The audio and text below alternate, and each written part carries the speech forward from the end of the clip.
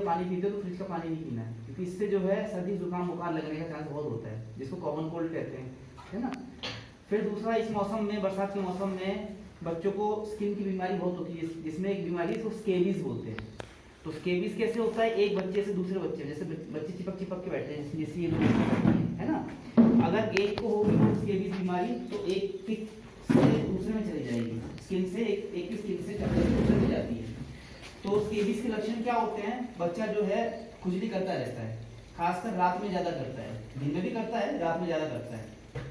छोटे छोटे उसमें निशान पड़ते हैं हाथ पे, खुजाते खुजाते, जैसे यहाँ पे, यहाँ ऐसे ऐसे खुजाएगा बच्चा, ठीक है, या पेट में खुजाएगा या पैरों में खुजाएगा। तो स्केबीज होता क्यों बेटा, एक छोटा सा कीड़ा होता है, जो बालों में जूं होता है ना, लड़कियों की जूं होता है या लड़कों का भी होता है, तो जूं से भी छोटा एक कीड़ा होता है। तो वो कीड़ा जब आप साथ साथ चिपक के बैठते हो या साथ साथ सोते हो, है ना, दो बच्चे, या साथ साथ खेलते हो, पकड़ते हो दूसरे का हाथ, एक से दूसरे में चला जाता है। तो वो जूं जब जो है ना, रात को जब आप सो जाते हो तो चमड़े के नीचे चलता रहता है ना, और जब चलता है तो रात को खुजली ज्यादा होती है, ठीक है। तो उससे बचने के लिए क्या करना है, अगर किसी बच्चे में से खुजली के लक्षण हो, बहुत खुजाता हो, तो उस बच्चे को गुरुजी से बोल के उसको डॉक्टर के पास भेजना है, अस्पताल में दवाई लेने के लिए, है ना। और कुछ दिनों तक उसके आसपास नहीं बैठना है। और दूसरा, जिस बच्चे को अगर ये होता है तो उसको अपने कपड़े जो है अच्छी तरह गर्म पानी में भिगो के धो के उसको धूप में सुखाने को डालना है, ठीक है ना। जिस बेडशीट पे सोता है उस बेडशीट को धूप में डालना होता है, अपने उस कपड़ों को धूप में डालना होता है ना।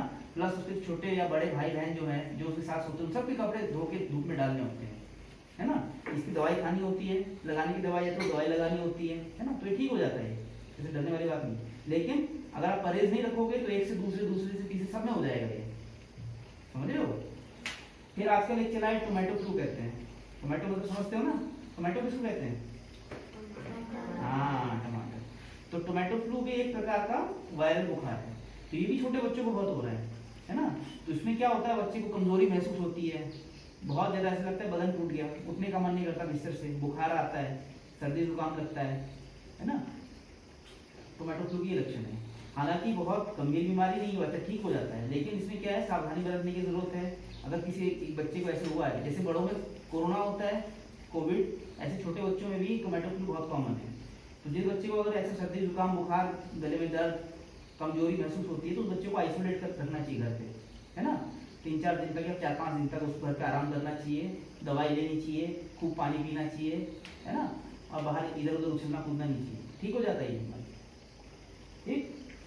तो और बाकी हाँ, एक दो चीज और मैं आपको आइडिया मैं बता देता हूँ। जैसे देखो, जैसे बच्चे का छोटा सा निशान है, सफेद निशान, देख रहे हो, ऐसे छोटे बच्चों को अक्सर देख रहे थे, बढ़िया बहुत से बच्चों में होता है, तो लोग समझते उसको दाग हो गया है। ये दाग नहीं होता बेटा, ठीक है। इसके लिए कभी गाल पे कोई ऐसी ट्यूब नहीं लगाना। जैसे कई मम्मी पापा गांव से ले आते हैं, घर से ले आते हैं दाग की ट्यूब बोल के ना, फिर खुजली इसको दाग हो गया, दाग की ट्यूब दे दो डॉक्टर साहब, तो इसको दाग की ट्यूब नहीं लगानी होती, है ना बेटा। ये विटामिन की कमी से होता है और धीरे धीरे अपने आप ठीक हो जाएगा। ऐसे बच्चों को निकाल के निशान होता है ना, इनको कुछ नहीं, बस हरे पत्तेदार सब्जियां खानी होती है ना। वैसे भी हरे पत्तेदार सब्जी का मौसम है, पालक, क्या बोलते हैं, बथुआ, है ना, घर पे राई का सीजन मौसम आएगा, ये सब चीजें खूब खाओ, है ना। अनाज जो होता है, मोटा अनाज, है ना, जिसमें कि आपका मंडुआ वगैरह जो होता है, मंडुए की रोटी खाओ, है ना। दालें खाओ, छिलके वाली दाल जो होती है वो सब खाओ, उसमें सारे विटामिन होते हैं।